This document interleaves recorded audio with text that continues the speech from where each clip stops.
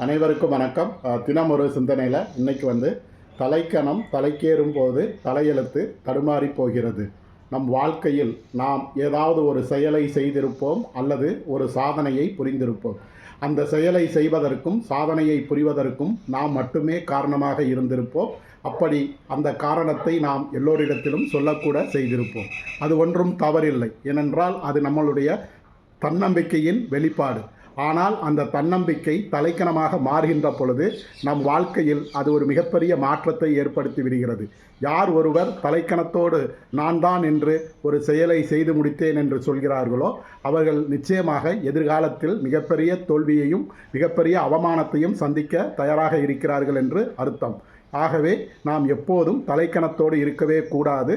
அப்படி தலைக்கணத்தோடு எந்த செயலை செய்தாலும் அது நம் தலையெழுத்தை தலைகீழாக மாற்றிவிடும் ஒரு பேராயுதம் என்பதை நாம் புரிந்து கொள்ள வேண்டும். நன்றி.